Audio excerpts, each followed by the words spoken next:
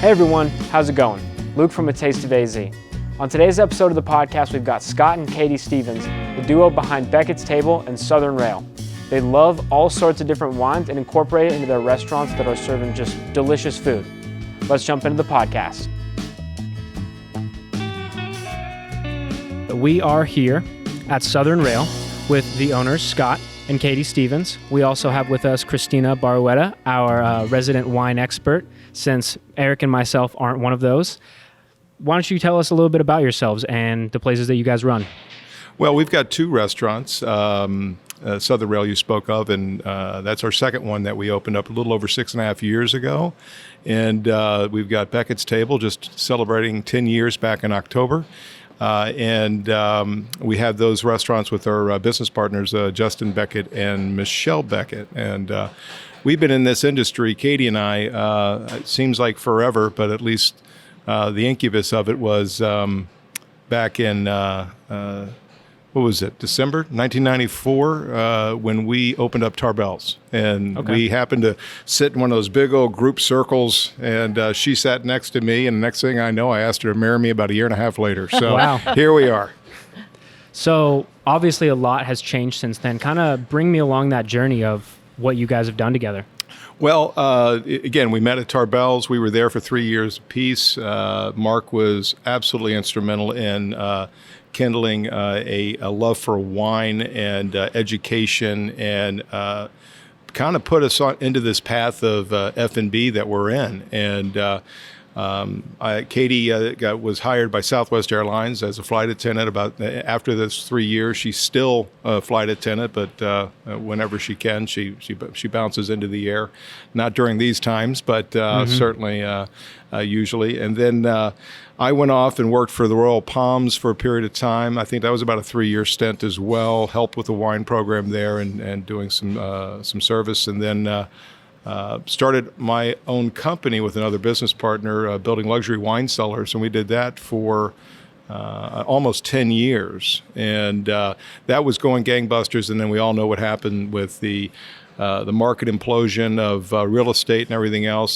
So construction dried up pretty quickly. And while I'm still a licensed general contractor, I haven't swung a hammer like that in a long, long time. So one day I get a call from Justin Beckett, and he's a chef, and he is reeling from the pains of the same thing. His restaurant that he was, if I remember correctly, he was the culinary director for 3 restaurants in Scottsdale at Old Town, and he was a principal chef over at Canal was the name of the restaurant.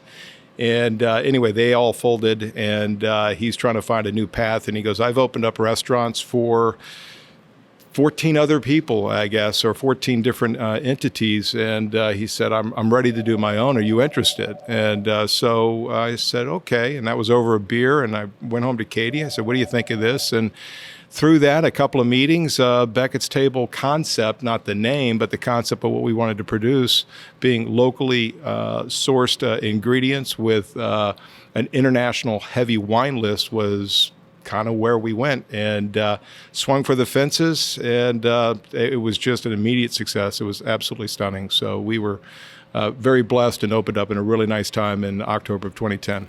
Okay, 2010. So that was not too long ago in the grand scheme of things, but I figured the scene in Arizona as far as wine and food was very different back then. Yeah, it was. Katie can speak on this too, about experiences tasting some Arizona wines that honestly, they were nothing more than maybe a gimmick souvenir wine. In many, many cases, you'd find them at the airport gift shop. They just were not that quality. And there were a couple of producers doing some really great work, but it just was not on our radar, to be honest with you. We were really deep into trying to find new varietals and find hidden gems from around the world. And when we first opened up Beckett's, the concept was 50 bottles of wine under $50. I mean, 50, and that was, and those wines, all 50 were available by the glass. And I think that was part of your idea, to make wine accessible to people, correct, and not intimidating. Yeah, we have a little tongue-in-cheek in both of our wine cellars that are, we keep all of our wine at 58 degrees by the glass or by the bottle in both restaurants, and I think what was most important is to demystify wine back then, if you call it back then 10 years ago or so, and let people know that it's really more of a food. It's not, to me, as much of an alcohol, although if you drink enough of it, you'll feel it. But, there's a reason why we have chicken wire wrapped around our wine cellars in both restaurants to go, hey, we're not taking it that seriously, but we're very serious about the product. Because once you spend time with a winemaker and what happens in the vineyard, and by the time it gets in a bottle, the amount of labor that is involved, it's such a great it's such a great disappointment to see that product then hit a grocery store shelf or a window in a wine shop or even a restaurant in the back bar, and it's just not being taken care of. It's maybe not at the right temperature. It's got direct sunlight, those kind of things. So those are things that we're very, very passionate about. Yeah, so over the course of this period, when you open up Beckett's Table, what are the things that you guys are looking for in the wines that you're bringing in? Well, I think for us, having an approachable list is really important. The wine list at Beckett's is really a 1/3 of it is a love story of Scott and I. There's at least 20 brands, 25 brands that tell the story of whether we were dating, whether we went on vacation, whether we fell in love. I did not know that. It's there's a lot of passion that goes to those memories. And then I think we're always looking for something that's an interesting new grape varietal. We're looking, of course, the price point to be friendly so that we can be approachable. And, the one thing we want to do is we want to actually have people fall in love with wine. It doesn't have to be expensive or intimidating. It just needs to be a wonderful part of their experience. And I think when they finally come in and they sit down and relax and realize that everyone in that building has so much of a passion for the product that we'll take it home with us if you don't like it. Honestly, Scott and I drink a bottle of wine nightly, and there's no risk, and we were saying the other day how either restaurant, we would be very proud to close our eyes and just have the bartender grab a bottle, because each wine has a beautiful story of a beginning, a middle, and end. It's varietally correct. It's usually it come from a beautiful vintage, and when people even will say, well, that vintage wasn't perfect in this region, well, we individually tried each one of these producers to make sure that what you're receiving at the table is a quality product. So that's a very special way to select and curate a wine list, not only searching that hard for the ones that you guys like, but having a story behind it. Is there one that comes to mind, a particular wine that has a story behind it? Scott? I don't. There's a story everywhere. I mean, you want to go to Schramsberg? Yeah, that's the obvious pick for us. Mark Tarbell, it was kind enough to help set up after 6 months of employment with him, a really exclusive trip to Napa, and that was kind of our first vacation together while we were dating. But we wound up spending a half a day at Schramsberg. They're up in Calistoga, North Napa, and toured all the caves that were done by Chinese immigrants, and really got a real feeling of what riddling was, and this process to try to force the yeast to the neck of the bottle with these specialized racks, all done by hand. And a really great professional riddler can do 50,000 bottles a day with a quarter turn each bottle. So, but the highlight of that day and of that trip will always remain the hour and a half that the owners, Jack and Jamie Davies, who were far into their 70s, we got ushered into the Octagon Room, which is kind of their boardroom. Gorgeous property, and sat down with them and tasted through all of their products, and getting an insight of their passion. It just was a transcendent moment for us both, and we're like, there's so much more to this wine thing than what you find in a grocery store shelf. And so, there's a backstory to all these labels. What are they? And it just started this snowball effect. That eventually her and I both got our Psalm certifications in like 2000, 2001 sequentially, and then just moving forward with that wine cellar company we had, and then, of course, opening up the first restaurant, Becketts, and the second one here at Southern Rail. So what is it like having those experiences, those really personal experiences with the people who are producing these wines, and then bringing them back and serving them to customers? Well, without question, it gives a true vote of confidence, and certainly I think our staff exudes maybe not the same amount of passion, but a great deal of passion when they hear the stories, when we can retell them, because we're that conduit. We're that's why we travel as much as we do, and we go all over the world typically to find these different wine regions and walk the ground and feel the wind in the air and understand the smells and the cuisine that goes with it. It's remarkable. And then when you start putting these large pieces of information that really are more like puzzle pieces. And once they start folding in together and you realize that, the reason why Barolo and Barbaresco kind of taste the way it does, it's because of the food and the cuisine that the Piemontese want to marry with it. So then you start understanding that wine truly is a food component, a course component, and also a wine pairing component. And you put the whole ball of wax together, and it's like nirvana. It's unbelievable when you get that moment. And we've had many, many moments like that, and I can't wait to do more as soon as we can start doing some more traveling.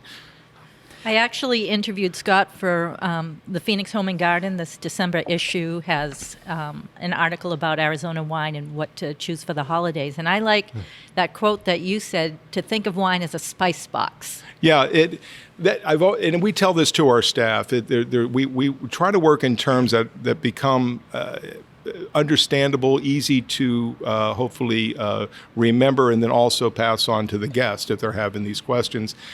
So you open up a spice cabinet, and you've got basically two halves of a spice cabinet. You've got kind of the baking, sweets, things of that nature, and those aromatics. And then you've got more of the spicy components and so forth. And maybe in the middle, you've got more of these floral things like an herb de Provence and so forth. So wines typically will have a nuance of one of those types of spices, or many of those types of spices, depending on how complex the wine is. But furthermore, it's kind of like, what are you in the mood to drink today? Do you want something light and it's got a little minerality to it, a little salinity to it, so it's got a little saltiness, so that'd be like a champagne. Great. That's why that goes so well with oysters. Or do you want something heavy, like a great big Cabernet? And you know what? New York strip's great with a Cabernet, especially like a pepper steak. And you know what? You can't go wrong with some dark chocolate after that either, because that pairs well too. So those are kind of the building blocks, and then it just gets certainly infinitely more complicated and fun. So let's circle back to the opening up of Becketts. You get the place open, you start serving wine, start serving some food. What is the customer's response to the things that you're doing over there? You want to hit that? Boy, we were a brand new thought on Indian School. So to bring a chef-driven restaurant that wasn't terribly expensive, but we were giving a chef-driven experience, was really unusual. There was fast casual and there was expensive, and we were kind of trying to fit right in the middle. And the neighborhood received us very well. Matter of fact, I remember there being an hour wait some nights. Wow. And it was a little overwhelming, but Justin Beckett, of course, chef and co-owner, did such a magnificent job of getting in front of the wonderful press that was given to us. But he just does such a fantastic job of curating these relationships and very approachable. So I think he became a chef for the neighborhood. And it was wonderful. I mean, we were being supported by, Arcadia, by Paradise Valley. Of course, we have this up-and-coming neighborhood on the south part of Indian School behind us. And we saw an influx of many guests, and we would see a very different side of the demographic of the early diner, the middle of the evening, the later diner. I think it was Ellen Jeffords with Phoenix Magazine had reviewed us at the time and said it was just really lovely to see the dining room being such a mix of diners as well as our staff. It was just a kind of a nice melting pot, if you will. And so obviously there's so many components to the ability to make that happen. But what do you think were kind of the key points early in those days in being able to bring people in and give them an experience that really resonated with them? Well, I think it was just the pure throwing caution to the wind and opening up during a time that people were really, really, ironically, we're in another one of those times right now. Mm-hmm. And I remember back then at the end of 08 and 09, that season was a very, very depressing season for many people. And some people looked at us like we were a little nuts to open up something, but we looked at it as, if we could keep our overhead low and kind of do this thing, pull our bootstraps up, if you will, and create a respite and a place for people to convene and, say hi to their neighbor who they may not have seen, but they just happen to walk in and they might be sitting at the bar at a dining room table.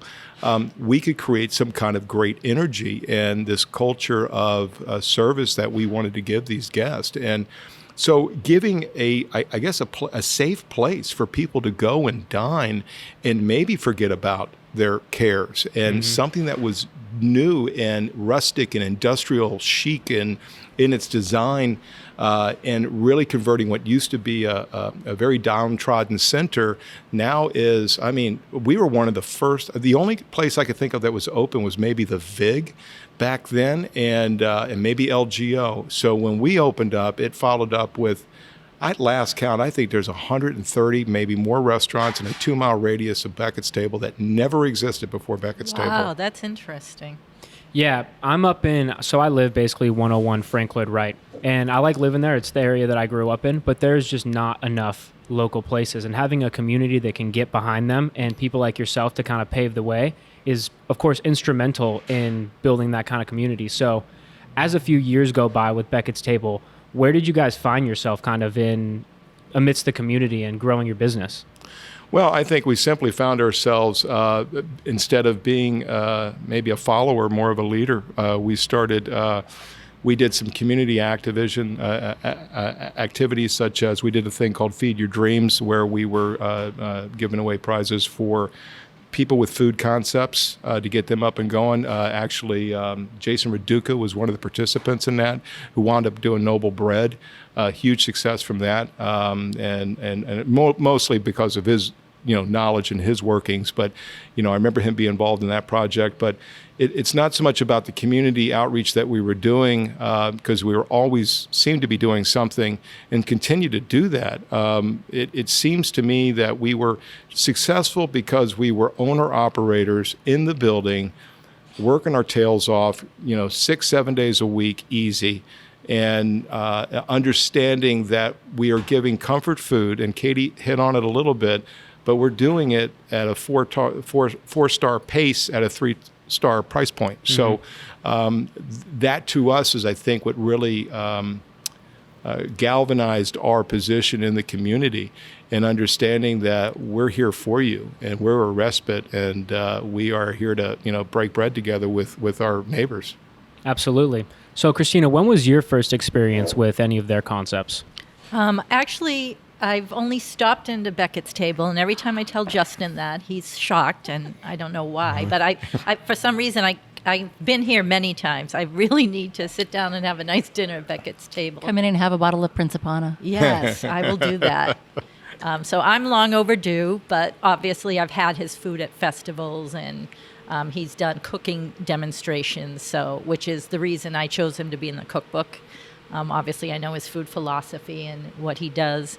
And what I do love about Beckett's Table, in my Arizona wine book, when I'm doing readings, there's one section that I always read aloud because it is so entertaining, and it's Scott and Katie's story about the epiphany they had when they tried Arizona wine. As he said, their early exposure wasn't, the wine industry has grown since then, but I'd love if you could share it, because it's one of my favorite stories. Yeah, I can kind of keep it as short as I can. Make sure you preface about us doing rosé wine first. Oh, yeah. Okay. Before Southern Rail was even a thought, I think we were maybe 6-8 months into it over at Beckett's. And again, Katie was right. It's an hour wait, sometimes longer. It was a phenomenon. We were the unicorn, and it was just gangbusters, and we were exhausted. And this young couple pops in and wanting us to taste some wine, and I'm like, oh, okay, you know what? That sounds really good right now, because I think it was on a Friday or Saturday, and we just needed probably something to wet our whistle.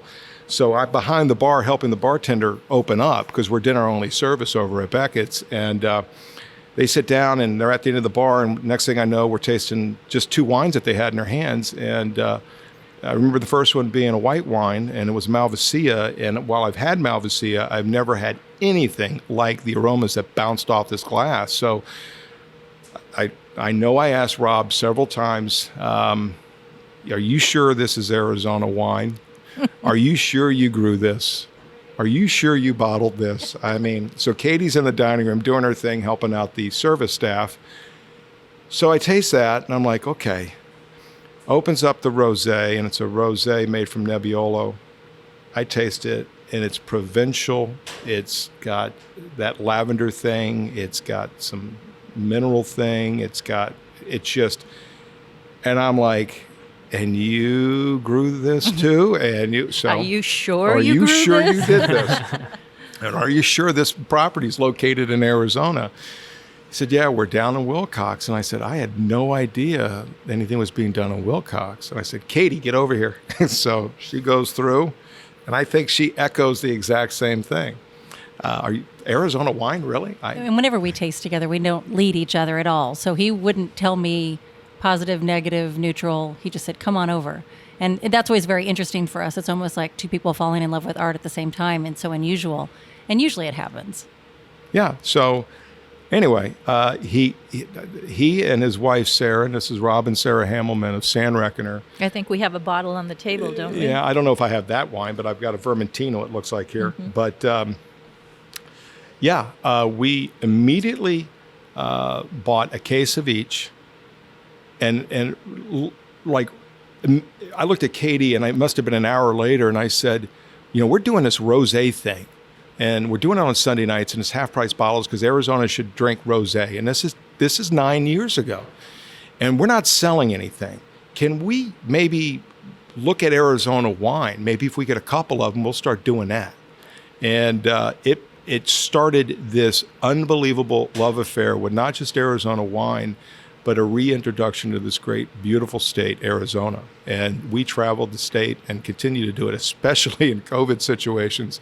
And I mean, I don't know how many miles we've logged, but made incredible connections, some really unbelievable friendships. And the relationships are probably the most valuable thing that we've gotten out of all this. And the hospitality that a winemaker and grower can bestow upon a restaurateur is sometimes greater than I could even do if they're sitting in our own dining room. It's a remarkable place to be, and I've never felt more special in my life. So when you're tasting these wines and you're blown away by the taste of them coming from Arizona, is that just because you had not tried something like that from Arizona, or was it just shocking that the environment could support something like that? It's all of the above. 10 years ago to today, there is a seismic change that has happened in the quality, in the production levels of some of these smaller wineries, and they're growing. The industry of itself, I mean, there's really hard data that I read somewhere it was like 1,800% growth over the last 10 years. There's 130, 140 wineries that are online now. 10 years ago, I don't know, maybe 30, 40, and I'm not sure. But, when you taste, I'll go back to this Malvasia. Malvasia I've had before is, from, central Italy and whatnot, and a couple of little places in California. And, had some aromatics, nice, just a ho-hum little grape that didn't really wow me. And the aromatics that come out of, and they're floral and they're bright, and there's citrus, and there's sometimes, vanilla, and there's certainly honeysuckle, and a little bit of that kind of minerality, but, slate, and just, I still haven't smelled anything like a Malvasia. Now, does Malvasia supposed to taste like that? Or smell like that? Well, it does in Arizona, and it's pretty remarkable. So, is it varietally correct? I'm going to say yes, because it's what we know. It's in our own backyard. So, yeah. I do think that whether we're tasting wines from Arizona or tasting wines from France, that we're looking for a balanced, beautiful, layered, expressive wine. It has to have enough acidity to work with food. Scott and I think, both have stylistically, we lean towards wines that aren't over extracted, in your face, too much of anything, because it can be a little bit of put off to people that are trying wine. Honestly, it should just be fluid and be beautiful and tell a story. And I think that not only did we taste these wines and they themselves were beautiful, but then we were in shock as a secondary layer that this was being produced in Arizona. Mm-hmm. Yeah, and then that set the course to discover all these wines and start working with these winemakers and going down and picking up cases and bringing them back and putting them on our list because they didn't have distribution capabilities, and if they did, they were only up in the Phoenix area once a month. And so, but Katie's correct. The basis of wine for us, and when we chat with our staff, is we want to tell a story. It has to have a beginning, middle, and an end. So if you look at the wine label, that's your book cover, right? You open the cork, that's the first page, right? And you're kind of smelling right there. And then you pour it in the glass and it starts telling the story. And then on the palate, it's got a beginning, middle, and end. It's got that sweetness component and so forth. On the tip of your tongue, you get this mid-palate. It starts to give this wonderful mouthfeel. It doesn't matter if it's red, white, or rosé or champagne. If it has these components and then it finishes up, a lot of times you'll have a wine and it just falls right off. You'll have that beginning, whatever, and it's almost like you didn't drink anything. And you can have something, what we call in the industry, a donut, where it's got like this great little taste at the beginning, nothing in the middle. What the hell just happened? And it's just hit up with a bunch of tannins on the backside with this finish, and that's a big old donut.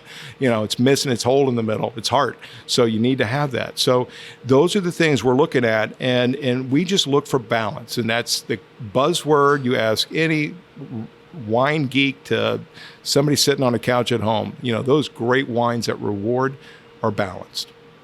That's an interesting way of putting it, because writing the beer book, the beer book that my business partner and I wrote, you find yourself using that word a lot. This beer is balanced. This is balanced. And it's used in food all the time as well. But your way of describing it as the donut, if it's missing the heart of it, then it's not balanced in that way. That's an interesting way of putting it. Yeah, and we're just talking mouthfeel. We haven't even talked about the balance compared to, oak, fruit, acid, the tannin side compared to the acid side, and then also that fruit component. So there's a balance component in there. But in the end, it's that balance is that mouthfeel, and that thing you wish it around in your mouth a little bit, and then you go, I like that. And it hangs around a little bit, and some wines hang around forever, which are wonderful, just so it's not oak tannin ripping your face off. So, that's a good thing. So if you have something that just kind of hangs around, and and I tell this to Katie all the time. When you long for more. Yeah, when you long for more. I tell Katie all the time, when we open up one of those spectacular bottles, whatever it is, red or white, whatnot, the really great glasses of wine or the bottles of wine in your glass, those are the ones you sit back and savor, and it takes you twice as long to drink that bottle than it does that cheaper bottle that you just drank because you're like, well, okay, that was fun, and you want to move on. You don't savor it as much. No, you don't. So let's circle back to when you guys started falling in love with Arizona wine specifically. You're traveling all over Arizona, enjoying Arizona wines. Tell me a little bit more about that journey. Well, I can't remember where we went first. I know going down to see Rob and Sarah in Wilcox and spending some time with Pillsbury as well. What about when we were up north when we finally found out about Rune? Oh yeah, that was a great one too. Anyway, I think that was post. We didn't find out about Rune until after that. But anyway, yeah, there's these little stories. But I think Wilcox was the first trip. We went all the way down there to see Rob and Sarah and see what they were doing in their property, and then we wound up spending some time with Sam Pillsbury and his property. And then we've been back once or twice since then. We spend a lot of time in Sonoyta. We discovered that by just driving over that hill and rolling down in the valley, and I was like, I could live here. This is so peaceful. These rolling hills that reminded us a lot of Walla Walla, Washington, and its topography. It's certainly not as warm as Walla Walla, and that's so remarkable to think. Here we are in Arizona, southern Arizona. It's cooler climate than it is in Walla Walla and northeast and southeast Washington. I think that's one of the things people don't understand is the varied topography we have here, and that's why wine is so. And that's remarkable. And people smarter well. than me can talk about the soil and so forth. And you got a lot of volcanic influence there at the base of the Chiricahua Mountains there in Wilcox, and then. It's just a myriad of wonderfulness down in Sonoyta. And even Verde Valley. I mean, I know Maynard. My last conversation with him he's looking to move everything up, and certainly everything being caduceus is being grown in the Verde Valley there. And I think everything he wants it all. He likes that area, and there's something special about it. And well, he just won best of show with his Barbera, so he's on to something. So that's a really cool thing. What do you think is special about his wines in particular? Well, each winemaker has their own personality, and I can, have some fun playing with, if Kent Callaghan's wines leans themselves to very site specific. I always get a tangerine kind of note to it.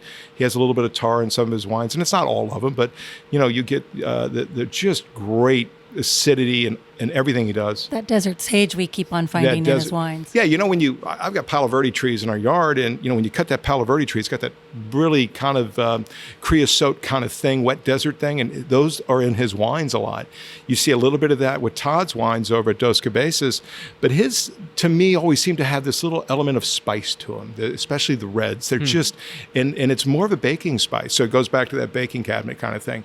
And, but when you get at the Maynard stuff, and I was talking to Katie earlier about it, is his wines to me really seem to be more in tune to his heritage. He's got I think an Italian grandfather, and he those that Barbera and the Nebbiolo and the Sangiovese that he's doing lends itself to those type of wines. I would never say his Sangiovese tastes like a Chianti, but I would say it certainly mimics it, and it has this old world style to it, and they're glorious food wines. So he has such a soft hand for somebody such a hard rocker.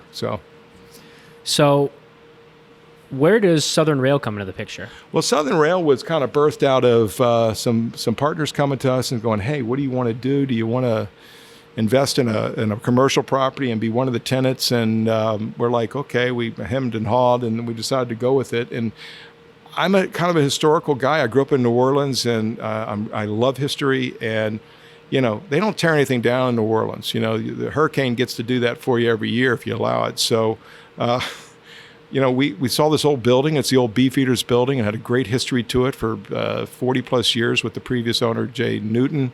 It sat dormant, I think, for almost 7 years until we picked it up with our partnership, and just decided to kind of peel away those onion layers and figure out what we could find, and then build this thing out and make it as hopefully another one of those respites and a destination for this part of the neighborhood of the city. And it's a gorgeous building, and we held on to its bones, if you will, the mid-century structure and so forth, and then just kind of put our flavor on it here in the restaurant. And then we've got our neighbor Changing Hands Bookstore, which is their second location, and it just seemed serendipitous about a little bit about here's their second location, here's our second location.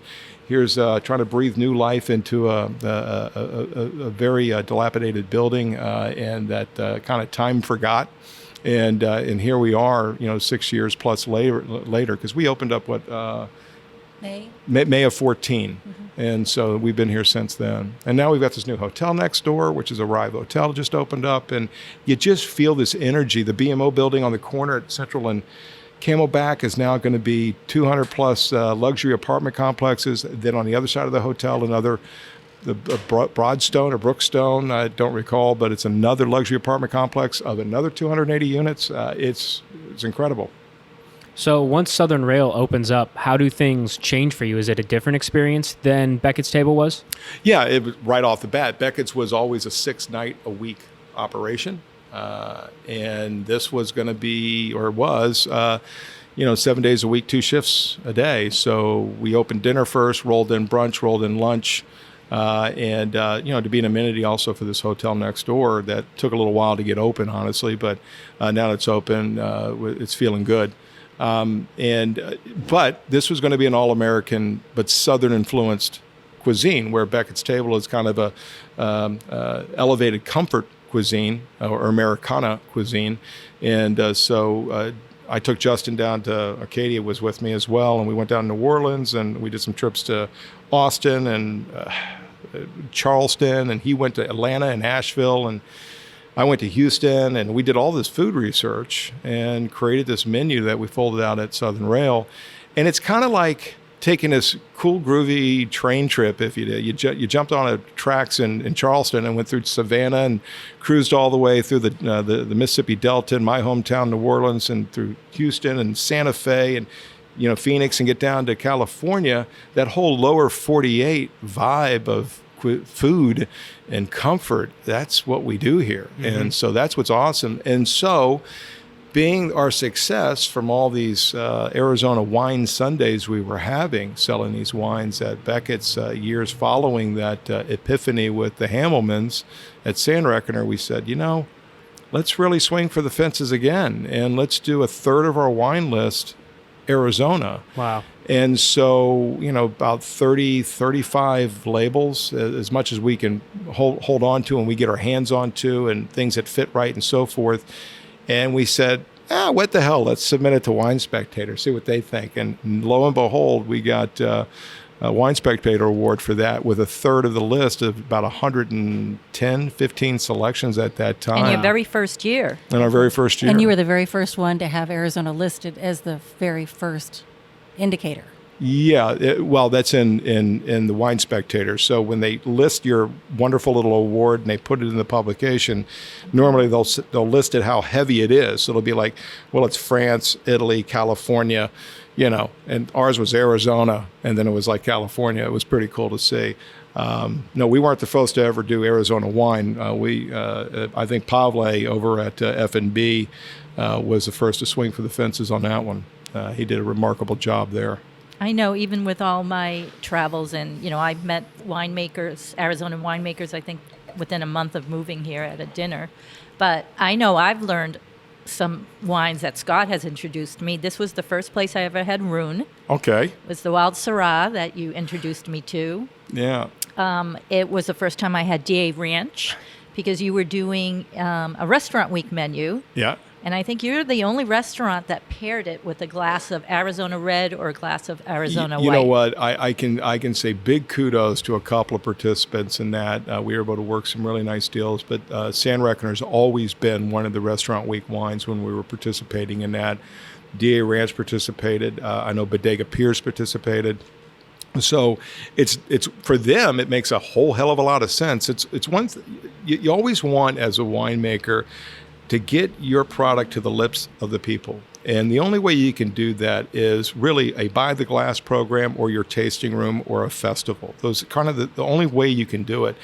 And you get more long-term exposure from a buy the glass program than you would certainly at, I think, a festival of tasting a product, or certainly doing it elsewhere. So, and I say kudos to those winemakers, because I know they took a little bit of a hit in order to make it work for a restaurant week menu pricing, because it's $33 for 3 courses and a glass of wine. Are you kidding me? That's easy. And but what they looked at it as is going, what, we might have a bumper crop of something, or what, we this product really isn't moving for us. If I can move a couple of numbers, maybe this will work. And they all participated, and it's remarkable that we were able to pull that off, because these are small producers. They don't have the buying power of the large wineries. And a bottle cost $1.50, not 25 cents if you're comparing 2 different wineries, such as a small Arizona one or a large California conglomerate. So I think the amount of exposure that we were able to give to these small producers, and the passion behind the staff to be able to say, oh, this is an amazing glass of wine, trust me on this, and brand new exposure. Usually every menu would have logos and information on there, and I think it was partially our gift to them to be able to share every moment that we could with the guest, and those were the moments off of our lips, not only our great food, but this was this amazing wine,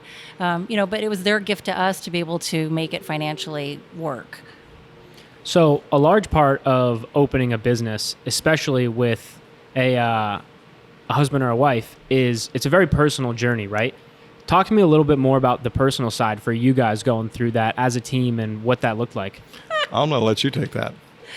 Well, it's a really interesting story, as coming from a wine background, service background, but I was also a flight attendant for 15 years before this journey started, approximately. And Justin and Scott are very strong personalities, and they were kind of like, what do we have with Katie? What does she bring to the table? And I knew that my gift of hospitality, that my passion for service, my passion for wine would blossom under what it was. But I think one of the smartest things that we did as a team is we all took our own road within the pie of what was needed within the business. So we all kind of stuck with what we knew of what was important to our job description, if you will. And I laugh and say Scott is really good at doing a lot of the very big things, the important things for business, and I'm very good at doing the detailed things. And Chef, of course, does this amazing job in the kitchen, and Michelle is magnificent with whether it's concierges or it's social media, and she just keeps the glue to keep us all together with all the details. So we had to decide, what was important and who was in what position, so that we didn't cross over each other. And that's the key. We have a saying that, I stay out of Justin's kitchen and he stays out of my wine cellar. And so that's kind of the way we've worked it. And it's very tongue in cheek. But, you have to be successful, you have to lean on your skill set. And everybody has to own up to that skill set. And then you also have to own up with, I'm not comfortable with doing that. And early on, I'm fine interviewing and talking and whatever. But early on, we knew Justin had to be the face of the franchise. We needed the public to have a real simple way to identify Beckett's table. He's the chef. We're just a component to it. And a very, very important component. But we were building a wine list there to go with his food. Most importantly, and Katie talks about that high acid that we look for. And it's not have to be high acid. It just has to be something that can hang out with, a nice fatty pork ossobuco or his short ribs. You got to have those components there in order to make that a dynamic experience. And the same thing happened here. It just became an all-American wine list with a third of it being Arizona. But the wines we select are wines that we think are food-friendly wines. And so you opened Southern Rail in 2014, right? From those years to now, I guess pre-COVID, if you will, what was that journey like for your second place opening up? Hey, I won't be bashful. It's been a struggle, and it's a struggle just with the amount of hours that you can personally put into both businesses. We did a divide and conquer. We figured Katie was ready to GM over there at Becketts on her own and then bring in another GM underneath her. Ideally, I should be the day GM, but it didn't quite work that way because my strength was at night working with the wine list, working with the staff and the populace of the more people going out for dinner than they do for lunch. So that changed a little bit. It also synced up with Katie's schedule because she's working at night too. Otherwise, we'd never see each other. So some concessions were made, and in the middle of it all, there's this, we moved into a blighted area, and there wasn't a hotel next door that just opened up. It was pretty, run down with a couple of office buildings, and then there's an old hotel next to it that's being converted into those apartments that now is being fenced in, and it needs to be leveled, and it will be soon to make room for this new luxury apartment complex. But we had lots of vagrant activity. We had the attrition alone with opening a new restaurant. We brought some very strong people over that we thought were going to be very long-term employees, that had been long-term employees at Beckett's. The fit didn't work for them. A couple of people moved out of town. These are people that were skill set people that we thought would be kind of running the kitchen and or running the front of the house. Anyway, you find yourself, now with COVID, you find yourself, we've always been owner-operators, but we're really operators now because you're having to look at, you got to look at the bottom line and look at labor costs and look at your P&L and try to figure out where do we stand and how can we keep this thing going. And honestly, and I can speak for probably most restaurateurs in this valley, and I've had conversations with Tarbell, Rich Huey over at Salt Cellar, Gary Lasco over at Stockyards. These are guys that I talk to on a regular basis. Even Lenny Rosenberg with when he had Deluxe.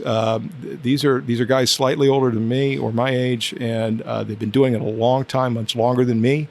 And, they're nervous as hell, and they're still nervous as hell. And, if it wasn't for PPP, EIDL loan here and there for those guys, and also, what the future holds with the new PPP, who knows if we'll still be here, 6 months from now, either restaurant. You just have no idea. So, restaurant business is not easy, but I tell you this, it never feels like work. The only time it feels like work is, where are the people? How do we get more people in the building? And, at 50% capacity and spatial distancing, what are we, 6 feet apart from each other right here? It's another reason why it's a new world. We switched our hours to open up at 4 o'clock till 9 during COVID, is we wanted to be able to bring guests in that didn't feel necessarily comfortable during that sweet spot of the busy time. We wanted to be able to say, hey, we don't want you knocking on the door saying, oh my gosh, on Friday, Saturday night, you're at capacity, you're busy. Well, we're open up from 4 to 6. So if you're not wanting to be around other people, we've got this wonderful time frame for you. Please come in, because the only way that we're going to survive is to be able to keep those hours filled up. Because once again, we're at 50% everywhere within our space. And I think that's a good thing for people to remember who are supporting restaurants. I'm sure your restaurant's busier on the weekends, but, go on the weekdays, and it's also usually less people. So if it is a safety thing, we tend to go out Wednesday nights. We go at, right when it opens sometimes, or right when it closes. But it's also benefits the restaurant owners. Yeah, and part of it, too, is that opening up at 4 o'clock, because we're just dinner service only now at both restaurants until we get through this mess. It allows that opportunity for people to pick up food early on their way home from work. So if they're leaving home from work to get their food to go back to work, I mean, who knows, everybody working from home, but, it allows that flexibility too. So they can come in and get that 4 o'clock, 4:30 pickup, have dinner ready at 5:30, ready to go with the family, so that when those people are working off site, come home, it's more of a symbiotic experience of what they're accustomed to before COVID. So that's the reason why the shift in the hours. If I can, I'd like to circle back when you were asking what it's like as a couple to do this. So I'm the worst at turning anything off. I'm a type A personality that's, a list maker. And I'm like, hey, what do we do about this? And has this been done? And did you contact the PR person about this, or the website person about this? And we have this joke: when we cross the threshold of our house, we have 15 minutes to chat about work. Otherwise, we're done. But every morning we both wake up, and, the nicest thing is hello. And, you wake up together and you get a chance to greet the day. And Scott's magnificent in making a protein shake for our breakfast. But past that, we're really looking at our emails and trying to figure out what each business is going on with the day and what needs to be accomplished. So setting those boundaries of not having a business meeting every single morning for the first 5 hours you wake up before you go to work is hard for us, for me especially. But I will say the one thing that has been the glue, if you will, in the moments where we need to shut it off is, even though wine is work related, it's not. And so we get a beautiful bottle of wine, and we get a chance to express, our thoughts and feelings and joy in regards to those bottles and stories. And it takes the work to go to the backside a little bit, and the wine becomes a beautiful focus. So, well, in building a business and a relationship as well, in some part off of that foundation of a passion for wine and for service and so on and so forth, is a really, really powerful thing. And it comes across very clearly as well, hearing both of you talk about the wines that you drink and the experiences that you've had drinking those wines. It's like listening to a storybook. It's pretty incredible, and it gets me excited to drink wines and visit sometime and enjoy that experience myself. And I think, that those experiences do translate to customers and consumers of the things that you're putting out there, whether they understand all of the things that have gone into it or not. Yeah. It's funny about the experience, and Katie, I think, touched on it, or maybe it was Christina, but, there was this moment. This is another one of those moments. We're going up to Flagstaff, and we're skiing, and we're staying at a little Inn at 410. Plug. Anyway, we're staying at a little B&B up there, and we happened to just grab a couple of bottles, and there was a sample bottle dropped off, and I think it was the inaugural vintage as well for James Callahan for his Rune brand, and it was that Wild Syrah, and I think it was a 13. I'm kind of trying to rack my brain a little bit. But I remember she's getting ready. We're getting ready to go out to dinner, And she's in one room changing. I'm in the kitchenette thing, and I open up this bottle and I swirl around. I take a sip of it, and I'm like, Katie, get in here. And she's like, what? I said, okay, you just got to taste this. Just taste it. And if I've lost my mind. And she's like, taste it. She's like, this is incredible. Like the layers and the thickness and but it wasn't extracted. It was just this. It had an herbaceousness to it that was beautiful, but it also had strong fruit and brambly fruit. I remember it having that. And didn't you call him? Yeah, I Right didn't away? have his number. I think what happened is he had dropped off a bottle, and then somehow I got his number, and maybe I wrote it on the back of the bottle. I don't recall. I texted him, and I said, hey, this is Scott at Becketts. You know, Katie and I are up here. We're tasting your wine. It's unbelievable. When can I get more? And he's like, you're kidding me. You want to put it on the list? I'm like, yeah, I want to put it on the list in this text thread. And I could probably go back in the text and find it. And it was just funny because he was excited as we were that, you know, we loved his product and loved his wine. And it's that kind of thing. And, you know, I just get blown away every time I taste something from Arizona. You know, Christina and I were talking earlier about Greg's Gonerman of Laramida. He's got Chiricahua Vineyards, I think that's what it's called. But yeah, Laramida's his brand, and he learned under Rob how, you know, to help kind of fine tune his winemaking prowess, if you will.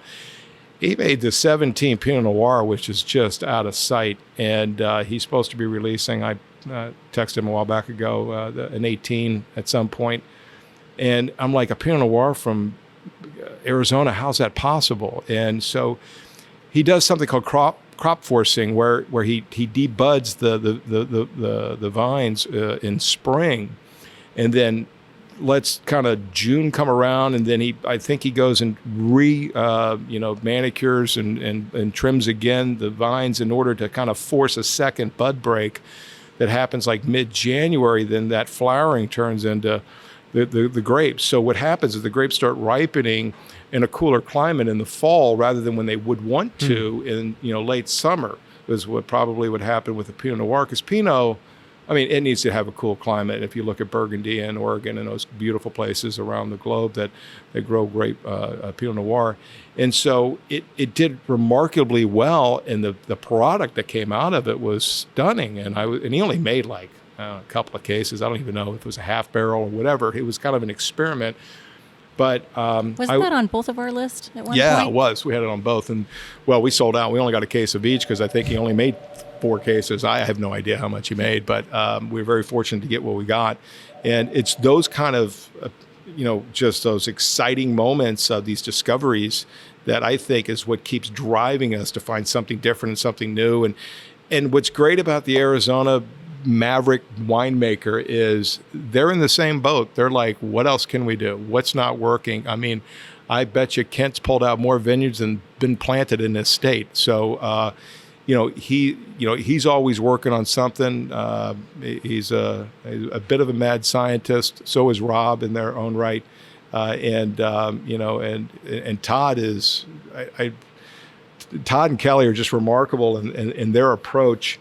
And he is a champagne bubblehead that I've ever met. And he's just having a ball creating all kind of sparkly this, sparkly that. And we love drinking it. Well, obviously we're in some, crazy times right now. But with that kind of notion, what's in the future for you guys? What's ahead? I don't know. I mean, I don't think I'll ever retire. I like the energy of a restaurant. I've always said once hospitality and a restaurant and this business gets in your blood, it doesn't get out. Mm-hmm. And I don't look at it as work. I think of it as it's just a nice day in a beautiful space. And I get to enjoy and interact with guests as much as I choose to, kind of thing. And I love coaching the staff. I think that's always fun to watch them develop. I've got a young lady here I hired from Camelback High School at 17 years old. 3-4 months after we had opened, she's still here, and she's been hired as server assistant, expo, day server, night server, day bartender, night bartender. She's my lead bartender now. Nice. And I love cultivating that, and Katie does too. And we've got remarkable people working for us. So I don't see myself changing, doing anything different. I know Katie probably would like to fly a little bit more, and Well, I think after 23 years of benefits, we've gotten a chance to travel a good amount, but Yeah. there's, we still have at least 10 places on our list that we want to go vacation to, and we've And giggled. they're all wine places. I was gonna say, They're and drink every wine at. single place. So And we've thought if we could go for 2-3 weeks at a time, that would be a luxury. But, right now, I think we're just so grateful we wake up healthy. We have 2 restaurants that are running. We have these beautiful employees that are still employed with us, to where I think right now everything's kind of on pause. But I don't foresee another restaurant in the near future at all for us. Yeah, They're both a lot of work. They're pretty big capacity. And, it's just amazing when you think about, we didn't have children, but we have all these beautiful employees, and it's such a culture all on its own that it's very satisfying. And one of the fortunate thing, at least for us with this god-awful thing, COVID, is we have scalable restaurants. So, when it gets too hot in the summer, we just shut down the patios, and it becomes this great intimate experience when, we're not in the middle of a pandemic. But now, in the middle of the pandemic, in this kind of weather, we've got these gorgeous patios. We have enough space to separate tables and create this distancing measure. And we've taken all precautions we could. So in a way, we're flexed in such a way that we're able to accommodate and kind of weather this thing.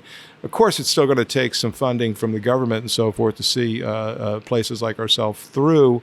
But, we feel very, very good about next year. I think towards the end of the year, I think we'll be back hopefully to normal operations, hopefully globally. Sure. Well, it was a real pleasure sitting down with you and hearing your story. And Christina, as always, thank you guys so much for the time. Thank you for having us. It was great. Thanks for having me. Well, everyone, there you have it. Scott and Katie Stevens of Southern Rail and Becketts Table. Make sure to visit their spots, check them out on social media, as well as the Taste of AZ. See you next time.